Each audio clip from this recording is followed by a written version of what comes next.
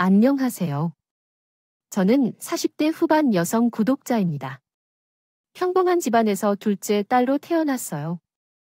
언니 위로는 있지만 동생은 없어서 아버지가 외벌이를 하셨기 때문에 집안 형편이 그다지 좋지 않았어요. 가난하다고까지는 할 수 없었지만 여유롭다고 말할 수도 없었어요. 학원을 다니게 하려면 어머니가 며칠이나 가계부를 살피고 상의해야 할 정도의 상황이었거든요. 그래도 언니와 동생이 학창 시절을 무난히 보냈고 할 수 있는 것은 다는 아니었지만 평범하게 살아갈 수 있었습니다. 그래서 성인이 되어서도 연애를 시작했을 때에도 이렇게 평범하게 연애하고 결혼까지 할 거라 상상했었죠.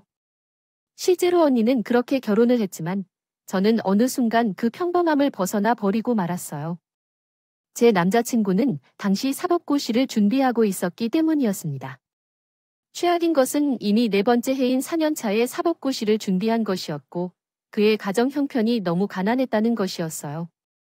시골에서 농사를 짓는 홀어머니와 밑에 낙서하는 동생들까지 모두 가난해서 벗어나기 위해서는 자신이 개천의 용이 되어야 한다는 포부를 가지고 있는 그였지만요. 현실은 그렇게 드라마틱하지 않았습니다. 창문도 없는 작은 고시원에서 식비를 부담하더라도 가족들에게는 큰 것이었을 겁니다. 하지만 더 끔찍한 것은 사법고시가 곧 폐지될 것이라는 소식이었습니다. 물론 아직 시간이 얼마 남지는 않았지만 이 소식으로 주변 사람들 중에는 사법고시를 포기할 정도로 충격을 받았던 사람들도 있었습니다. 이 사태는 제 남자친구에게도 큰 타격이었습니다. 그로 인해 남자친구는 점차 비관적으로 변해가고 있었어요. 사법고시가 폐지되면 더 이상의 기회는 없다며 자신의 삶이 끝났다고 이야기했었죠. 제가 그런 그 사람을 위로하고 용기를 북돋아 주었지만 제 말은 계속되지 않았습니다. 먼 발치에도 닿지 않았습니다. 솔직히 마음 한편으로는 사법고시가 진짜 폐지가 될 수 있을까 하는 생각도 있었어요. 사법고시는 빼곡하고 돈이 없는 사람들에게는 유일한 기회일 수도 있는데 그게 그렇게 쉽게 폐지가 될까 싶었고요. 어쨌든 저는 사법고시에 목매는 남자친구의 모습을 보는 것이 너무 힘들었습니다. 그래서 사법고시를 포기하고 취업을 준비하는 것이 어떨까 조심스레 권유했어요. 실제로 남자친구 주변 사람들 중에는 이미 사법고시를 포기하고 취업을 준비하고 있는 사람들도 있었거든요. 하지만 제 건 위에 남자친구는 자신을 다른 사람들과 다른 존재로 이야기하더군요. 이제 와서 포기하기에는 너무 멀리 왔습니다. 포기할 여유가 된다면 포기하는 것일 뿐입니다. 지금까지 가족들은 모두 나 혼자를 위해 살아왔다고 생각해왔는데 만약 나 자신이 포기한다면 가족들이 받을 실망을 견딜 수 없다는 거예요. 솔직히 포기했으면 좋겠다는 바람이 있었어요. 특별한 연애보다는 우리가 평범하게 만나고 싶기 때문이었죠. 남자가 열심히 공부하는 모습이 좋았습니다.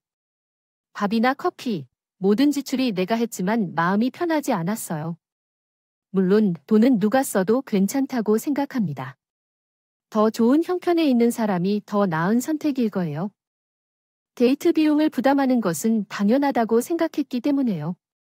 하지만 그 시간을 저를 위해 온전히 쓰지 않는 것이 문제였어요. 남자친구는 어디를 가든 마음 한구석에는 자신이 공부를 하고 있지 않고 노는 중이라는 죄책감을 느끼고 다녔어요. 그래서 이야기를 하더라도 결국에는 자신의 미래나 공부했던 것들에 대한 이야기로 빠지기 일쑤였어요. 그 사람을 너무 좋아했지만 긴 시간의 연애는 저를 계속 지치게 했어요. 그래서 어느 날 이별을 통보했어요. 시험에 떨어졌다는 이유로 제게 이유 없이 짜증을 냈던 것이 불씨처럼 번져서였죠. 진짜 나를 버린다니, 너 정말 잔인하다라고 말하면서 날 버리는 게 이런 이유 때문이었어요. 순간에 너는 날 조금이라도 배려할 생각은 없나? 정도면 나가 죽으라는 거 아니야? 잔이? 지금 누가 누구한테 잔인이래? 내가 시험에서 떨어졌어. 대체 왜 내가 시험에 떨어진 짜증을 다 받아줘야 돼? 그리고 말이 나왔으니 말하는데 지금 자기 입에서 배려라고 했어. 내가 배려가 없었으면 우리 여기까지 오지도 않았어. 걸핏하면 약속은 파도 내고 여기 신림까지 힘들게 왔더니 밥만 먹고 돌아가라고 하질 않나? 데이트를 해도 순자기 얘기만 하고 내 이야기나 내 회사 사람들 이야기하면 공감 안 된다고 듣지도 않잖아. 야, 그래도 지금 이유들로 헤어지자는 거야? 그때는 말 안 했는데 왜 갑자기 이제 와서 이렇게 행동해? 그것도 내가 배려해서 참은 거잖아. 기념일이라고 다른 여자들은 선물도 받고 하물며 편지 하나 받기도 하잖아. 하지만 자기는 기념일이면 바쁘다고 해서 연락도 제대로 안 받았잖아. 그래서 미안해서 그랬어. 이제 더는 못할 것 같아. 이기적이고 자기밖에 모르고 미안하다고 나한테 상처만 주는 사람이랑 왜 연애를 해? 우리는 그때 헤어지게 됐고 다시 연락을 받게 된 것은 그로부터 한 달 정도의 시간이 지난 뒤였어요. 바로 남자친구의 어머니가 전화를 했어요. 어머니는 저에게 다급하게 병원으로 와달라고 사정을 하셨어요. 그 부탁에 어쩔 수 없이 갔습니다. 그곳에는 낯설게 수척해진 남자친구가 누워 있었고 남자친구의 어머니는 눈물을 흘리며 계셨어요.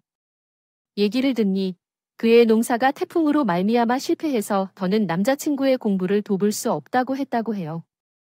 그 소식을 듣자 남자친구는 죽겠다며 옥상에 올라갔다고 합니다. 몇 시간 끝에 119 구조대원이 그를 끌어내려 병원에 온 것으로 알려졌어요. 그 이후에도 죽고 싶다는 말만 하다가 그는 제게 불러달라고 했다더군요. 울면서 미안하다는 말을 하는 남자친구를 보았고 제게 무릎까지 꿇으며 아들을 살려달라는 어머님도 보았습니다. 이를 거절하면 진짜 죽겠구나 하는 생각이 들었고 결국 다시 만나게 되었습니다. 그때 저는 그 만남과 함께 새로운 결심을 하게 되었습니다. 앞으로는 나 자신을 뒷바라지할 거야. 하지만 꼭 붙어 있을 거야. 그리고 나는 결코 배신하지 않을 거야. 날 돕더라도 나는 최선을 다할 거야. 그리고 다 갚아야지. 진짜로 모든 것을 받을 거야. 알았어. 저기요, 정말 감사합니다. 진심으로 최선을 다할 것이며 자기를 결코 배신하지 않을 것입니다. 조강지처를 버리면 망한다고 했습니다. 진짜 성공해서 자기에게 은혜를 갚을 것이며 무엇이든 할 것입니다. 죽어도 죽고 돈도 버는 대로 자기에게 모두 줄 것이고 각서를 써달라고 하셨는데 이러한 것은 효력이 없지만 중요하다고 생각해서 그럴 것입니다. 마음을 표현해 주세요. 알겠습니다. 마음을 한 장으로 표현하기에는 부족할 것 같아서 내일까지 다 쓰고 전해드릴게요. 저는 구구절절한 마음을 담은 각서를 3장이나 받고 그 이후에는 남자친구를 돌보기 시작했습니다. 제게는 꽤 어려운 시간이었어요. 설령 쉽지 않았다고 해도 저 또한 돌아가기엔 너무 멀리 왔던 시간이었습니다. 20대 후반부터 30대 초반까지 5년이란 긴 시간을 견뎌내야 했거든요. 3년 차에 1차 시험을 통과하고 그리고 2차 시험에서 한 번 떨어지고 다시 한 번 더 통과했습니다. 그때 남자친구가 저를 잡고 울며 물었던 말은 청혼이었어요. 내가 없었으면 내 인생도 없었을 거야. 내가 합격할 때까지 기다린 건 나와의 결혼을 위해서였어. 고마워. 우리 결혼하자. 오, 그래. 솔직히 말하면 그때 저는 머릿속으로 결혼 못할지도 모른다는 생각이 먼저 들었습니다. 제 주변 친구들도 늘 우려하는 목소리를 내곤 했으니까요. 평범한 직장인인 저와 이제 검사나 변호사가 될지 모르는 남자친구라면 그 격의 차이는 생각보다 심했습니다.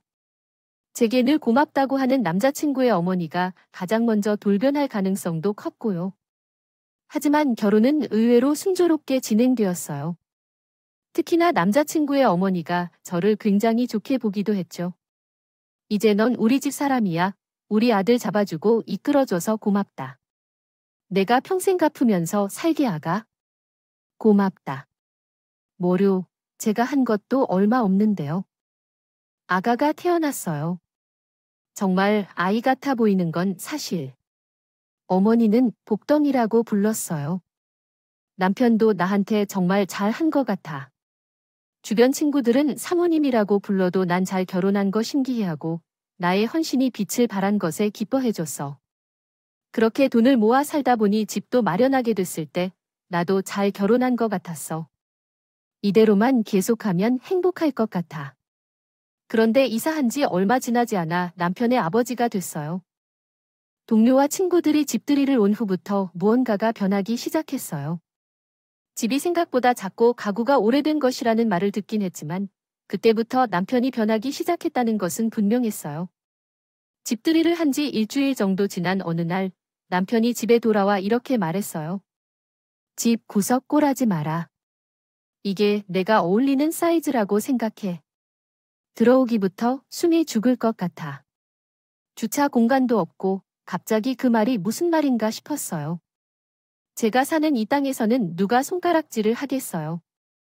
사람들이, 심지어 40평 이상의 주변 동료들조차 좋은 차를 타고 다니는 게 얼마나 중요한지요. 알아듣냐고. 그러는데 우리는 뭐냐? 구겨진 가구를 강제로 밀어 넣어야 하니 제대로 잘 맞춰지지도 않아서 튀어나온 냉장고를 봐봐. 사이즈를 맞출 수 있었는데 어머니께서 냉장고는 꼭 제일 큰 것으로 사라고 하셔서 어쩔 수 없었잖아. 당신도 옆에 있었으면서 이제 와서 뭘 그러는 거야? 무슨 말 하는 건지 이해가 안 가. 내가 그런 의미로 말한 겠냐? 처음부터 집이 난잡하다고 말하는 거야? 남편, 체면이 바닥이라는 말이지. 다른 집에서는 아파트의 열쇠가 3개는 기본이라던데 지금 내가 허걸로 세운 게 가구라고 뭘 그러는 거야? 그렇지. 너 돌려 해서 말하면 못 알아듣니까 솔직하게 이야기하자면 나도 답답해. 나 친구인 규선 말야, 알아. 걔네 집도 우리 집처럼 가난했었어. 근데 40 패스하고 명함 제대로 받고 손보고 결혼했다고. 출발점이 완전 다르잖아. 서울의 신축 아파트가 혼수였다니까 알아? 이번에도 차를 새로 사주더라고 해. 그래서 우리 집이랑 비교를 하겠다는 거야? 아까 말한 거 못 들은 거? 답답해서 그래? 돈 언제 모아서 언제 우린 그런 곳에 갈 수 있겠어? 여기서 평생을 늙어 죽으면 죽지. 친구들이랑 비교당하기에 속상한 거야? 알았어요. 나도 일하고 있는 거요. 그니까 우리 둘 다 알뜰하게 조금씩 일을 하고 있는데요. 그것을 시작한 게 몇 년 전이라고요. 당신이 버는 돈으로는 우리의 처지를 겨우 유지할 수 있는 수준이라는데 왜 여기서 더 허리띠를 조이고 살아야 하는 건가요? 그리고 둘이 돈을 벌다가 아이 한 명이라도 생기면 그때부터는 삶이 내리막길로 향하게 된다고요. 여보세요. 그런 거 좀 그만해요. 여보라는 말 듣기도 창피하고 이상하네요. 너와 나는 이런 식으로 사는데 어머니가 뭐라 하셔서 고쳤잖아요. 결혼을 아직 한 게 아니라서 호칭을 가지고 뭐라 하는 건가요? 왜 그런가요? 후회하더라도 되는 모양이지. 그런 말 아니잖아. 그냥 그렇다는 거지. 난 우리 부모님처럼 여보, 당신 이러기 싫어. 내가 늙어가는 것 같고 가정을 책임지라는 말로 들려서 숨이 막힌다고. 그래서 지금 불만이 뭐냐고? 우리 출발점이 달라서 내 탓을 하고 싶은 거야? 아니면 결혼해서 유부남 취급받는 게 싫다는 거야? 둘 다 근데 다 내 탓을 하고 있는 거야? 제자리인 것 같아서 미칠 것 같아서 그래? 왜 나는 이 정도 얘기도 못해? 평생 내 뒷바라지만 한 너한테 늘 눈치만 보고 살고 있어. 결혼하고도 나를 공주처럼 대해주었는데 정도라도 풀면 안 되냐고 남편에 대해 이해하려고 했어요. 물론 서운하고 화도 났습니다. 정도라고 자신을 탓하는 것 같단 말은 했지만 바보가 아니라면 그 말들이 누구를 향하는지 알 수 없었기 때문이에요. 게다가 이 문제가 한 번 생기자마자 계속 비슷한 문제가 일어났어요. 대부분은 친구나 동료와의 사소한 비교에서 출발하더군요. 그러나 이런 일이 계속되자 어느 순간 시어머니까지 그런 행태를 따르게 됐다는 거죠. 솔직히 자식을 가지고 장사한다는 소리도 듣기 싫었고 내가 그간 잘해온 것도 있어서 너희 결혼을 시킨 것도 있다. 넌 알지? 네, 갑자기 무슨 아이 말이야. 아, 네, 저희도 노력은 하고 있는데요. 노력으로는 대문제가 아니지 않니? 벌써 결혼한 지 3년이 넘어가고 무엇보다 내 나이가 이제 마냥 어리다고 볼 수 없는 나이잖아. 그거야. 저는 속으로 당신이 그렇게나 자랑하는 아들 뒷바라지 하느라 그렇게 됐다는 말을 겨우 삼켰어요. 그때는 아이를 가지면 인생 내리막길이라고 한 남편의 말. 상해진 감정을 내면에 삭조하고 있었습니다. 하지만 시어머니는 아들의 마음을 모르셨는지 제 마음속을 통쾌히 긁어주셨어요. 터질 듯한 상태였지만 참아내며 시어머니에게는 티를 내지 않았습니다. 다행히도 시어머니는 남편처럼 저를 공개적으로 비난하거나 시댁 행사 참여를 강요하지 않았기에 문제를 일으키고 싶지 않았죠. 적어도 의리가 있다면 남편보다 시어머니가 더 가지고 있는 것 같아 고맙기도 했습니다. 하지만 그날은 제게 회사까지 쉬라고 하셔서 어딘가로 저를 옮기게 했어요. 앞서 가보시더니 도착한 곳은 인천에 있는 한점집이었어요.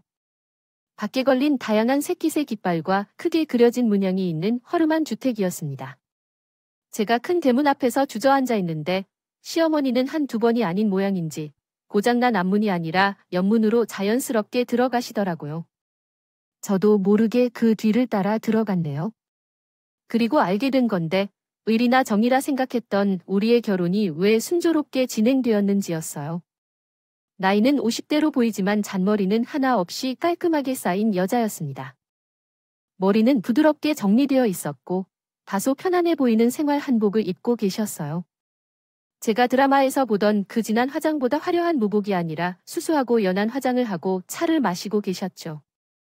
하지만 그 눈빛은 정말이지 뭔가 특별한 것이 있다는 듯이 오묘했습니다. 그 사람은 저를 바라보며 살짝 웃으며 이렇게 말씀하셨어요. 예, 정말로 보니까 사는 정말 좋아요.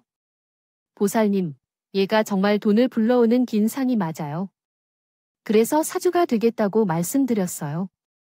사주 이외에 따로 부적이 필요 없어요. 얘가 살아있는 부적이라고 몇 번을 말해. 너희 아들은 나라에서 지위가 높은 사람이 아닌데도 그 정도로 올려두는 게 가능한 사람은 조선시대에도 태어난다면 어디서든 잘 삼키는 사람이야. 그런데 관상까지 좋고 사주가 돈을 투자하게 만드는 사주인데 관상은 돈이 들어와도 나가지 않는 관상이니 정말로 다 가졌어. 다 가졌어. 그런데 왜 문제가 있어? 그럴 일이 없을 텐데. 그것보다 아이가 생기질 않아. 손질 볼 때가 한참 지난 데서 내가 되면 어쩔 수 없이 알아서 생길까? 자식을 보기 위한 사주도 있고 처음부터 말했지. 괜히 시집살이 시켜서요. 기운 빼놓지 말고 며느리께 잘해주세요. 그리고 아이를 낳으라고 제가 주저앉게 두면 안 돼요. 오히려 집에만 들여놓지 말고 밖으로 굴리고 계속 굴리는 게 좋아요. 그렇게 해야 온 집안이 평화롭다고 알겠어요. 예, 아님. 그렇게 하는 게 맞죠? 누구의 말씀이든요. 하지만 아이가 안 생기면 너무 답답하죠. 얘도 나이 있고 그리고 별다른 일도 없는 회사를 다니면서 계속 시간을 뺏기니까 어렵다고 생각해요.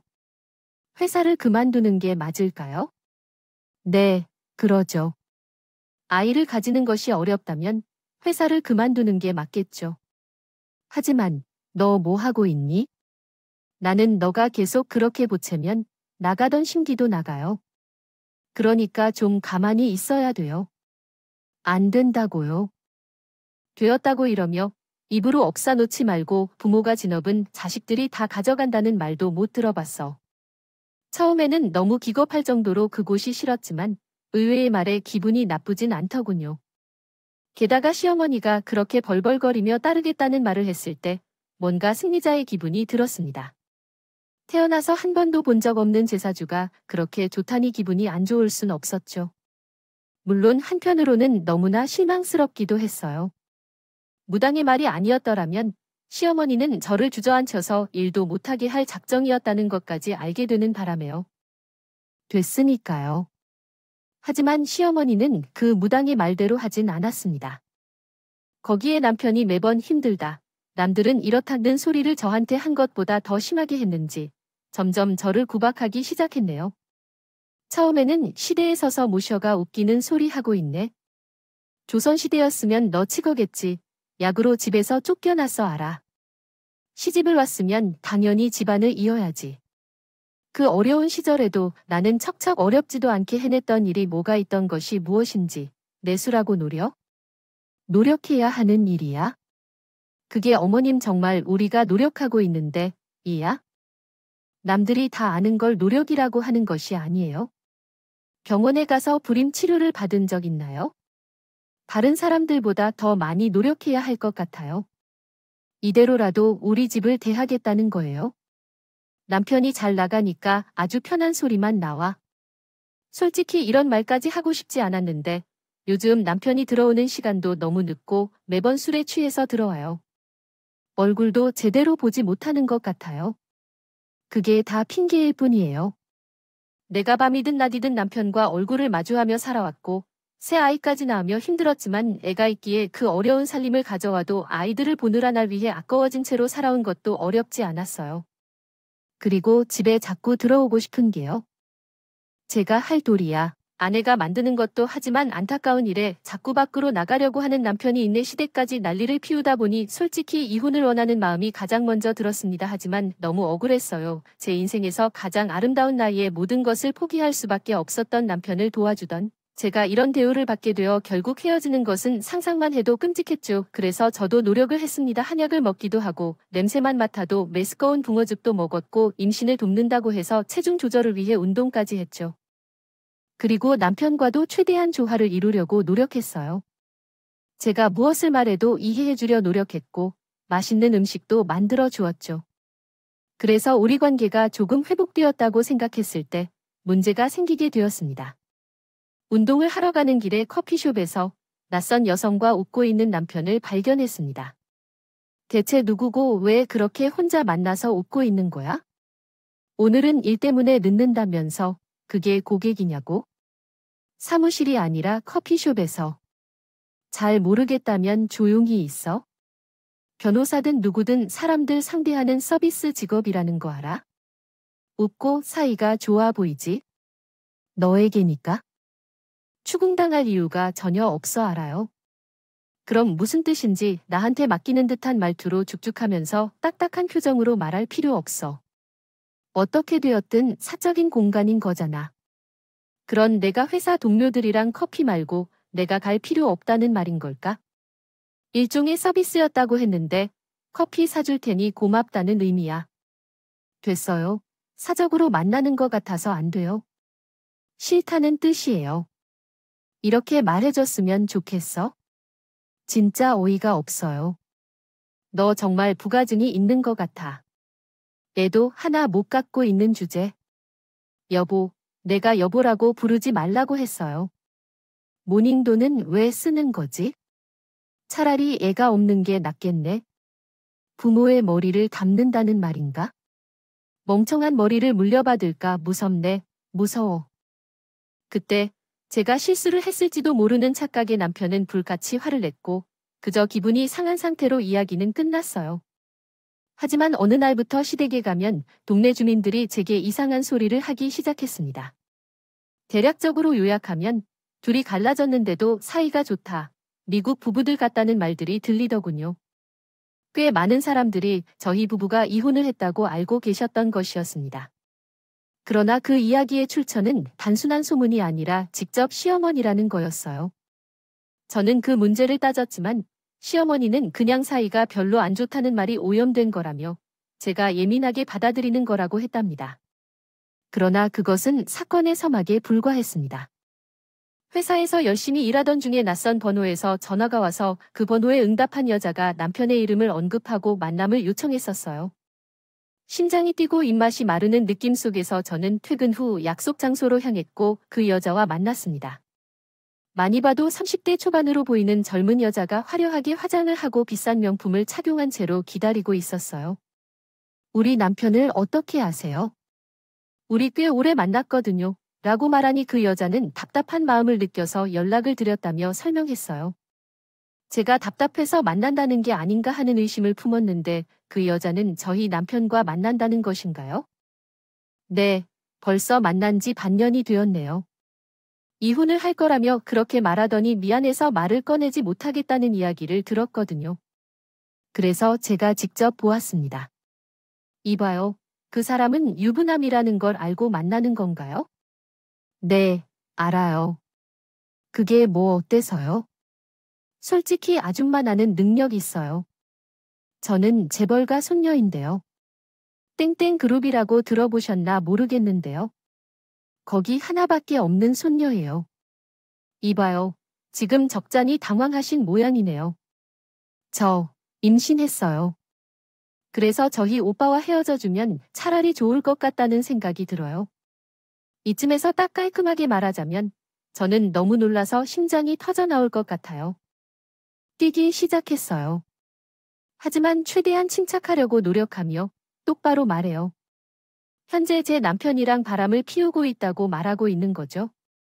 제가 상간녀라고 말합니다. 그 부분을 분명하게 이야기하며 소송하겠다고 눈을 떠서 이야기했어요. 그럼에도 그 여자는 무엇 때문에 그렇게 당당한지 편안해 보이며 깜박하지 않고 말하더군요. 하세요, 오빠가 변호사인데 무슨 이유로 그 정도를 그렇게 젊은 나이에 낭비하냐고요.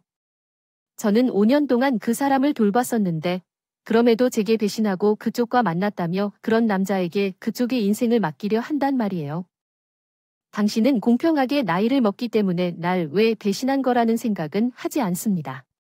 저는 그쪽 날 때 이미 남편을 만난 적이 있습니다. 그렇기 때문에 당신도 제 나이가 되어보면 이해하게 될 것입니다. 제가 강하게 말했지만 여자는 끝까지 코웃음을 쳤습니다. 그래서 언제 헤어지실 건지요? 어머님이 궁금해하셔서요. 이미 그쪽에 인사까지 다 드렸고 동네 주민들과도 인사를 나누었습니다. 저는 만나기 힘든 여자였습니다. 그녀를 만나고 돌아오는 길, 한복판에서 서러운 울음이 나왔죠. 남편에게 배신당했기 때문이 아니라 아니면 너무 불쌍해 인생이 너무 가엾었기 때문에 울었습니다. 부귀영화를 누리기 위해 남편이 변호사가 되어 힘들게 일하라는 것도 아니었고 그냥 그 사람이 조금 덜 힘들었으면 했던 마음이었습니다. 꿈꾼 것은 사모님 자리가 아니었고 행복한 부부 중 하나가 되는 것이었습니다. 하지만 아무것도 이루지 못하고 나이만 먹었네요. 그렇게 나 자신은 너무 초라하게 느껴졌습니다. 이제 인생은 끝인가 한 생각이 들었고 그래서 눈물로 가득 찼습니다. 쏟아버리고 나니 제게 남은 것은 도끼뿐이었습니다. 저는 마음을 독하게 먹고 남편에게 제 의사를 전달했어요. 그 여자가 아이를 가졌든 말든 저는 절대로 이혼 못 해주겠다고 말합니다. 그러니 법적으로 아빠도 없는 아이를 그쪽에서 키우든 말든 하라고요. 그런데 정말 웃긴 건 제 말에 남편이 자기 좀 놓아달라고 했다는 겁니다. 제가 자기를 잡고 있어서 살 수가 없다는 건가요? 자기도 숨 좀 쉬게 해달라더군요. 이제는 사람다운 삶을 살고 싶다고요. 그러니 얼른 이혼 도장 찍고 제가 더 좋은 사람 만나서 행복하라고 이야기합니다.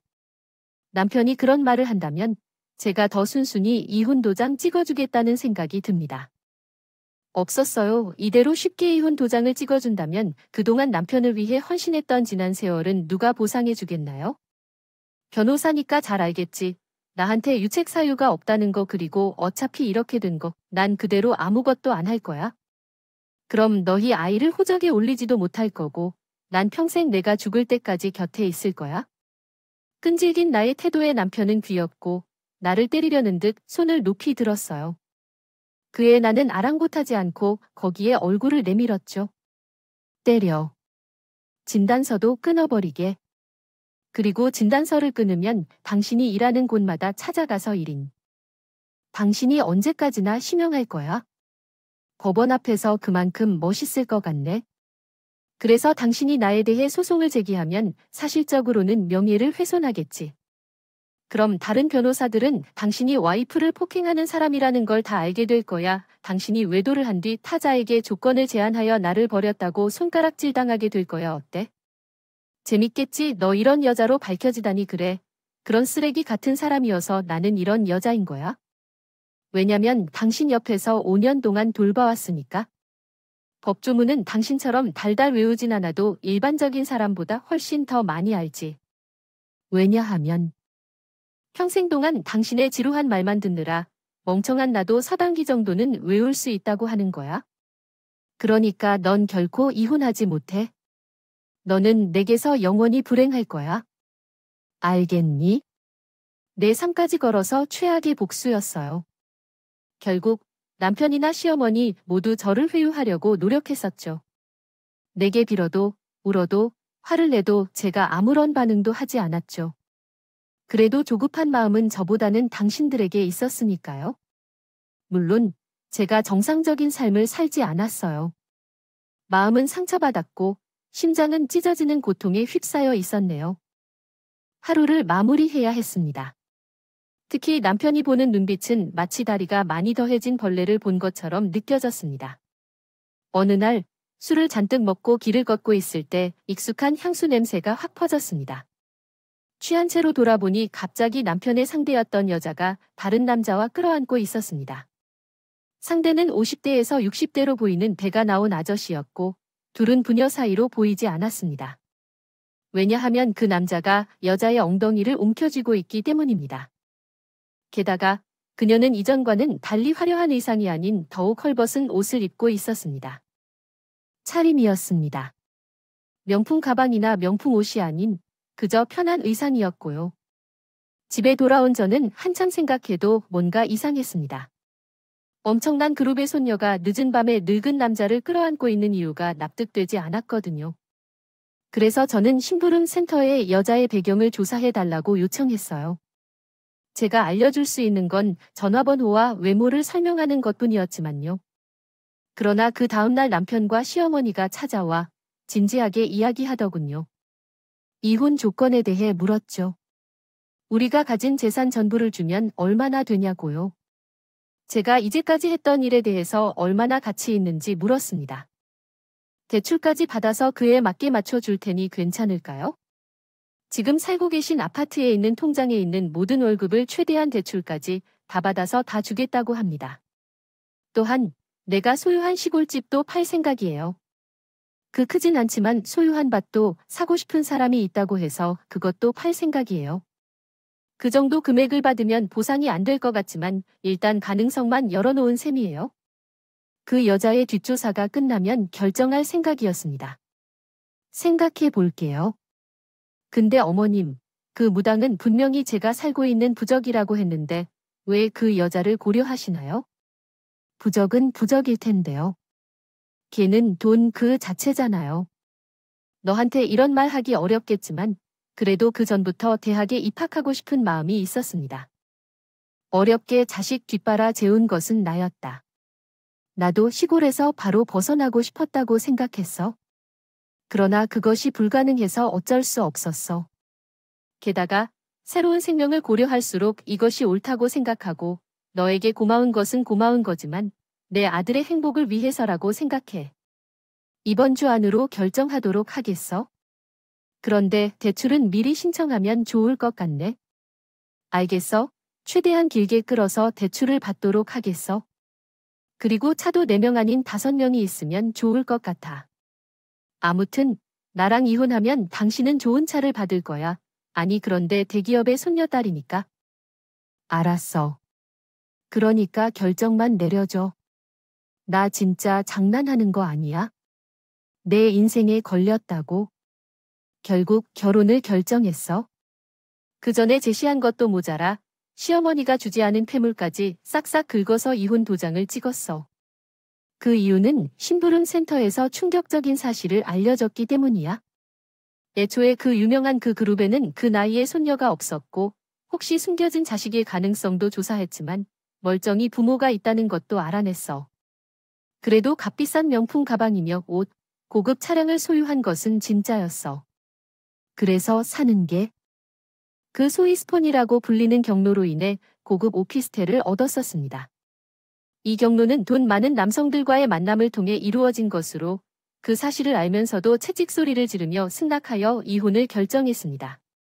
더욱 충격적인 것은 저는 남편과 그 여성의 결혼식까지 찾아갔다는 것입니다. 두 사람이 지옥 불 속으로 들어가는 것을 목격하고 축의금을 내며 뷔페를 즐겼습니다. 마음으로는 그 여성의 과거나 그와 관련된 이야기를 털어놓고 결혼식장을 아수라장으로 만들고자도 했지만 그러지 않았습니다. 만약 가능하다면 남편이 1년이나 2년 동안 그 사실을 알지 못하게 하고 싶습니다. 서로가 서로의 지옥이 되어 주길 간절히 바랐기 때문에 말입니다. 무려 5년간의 뒷바라지를 하며 난생 처음 겪는 정도의 참을성을 갖게 되었어요. 제대로 된 요리를 하기 위해서는 불조절이 필수인 것과 마찬가지로 복수도 그렇다고 생각했죠.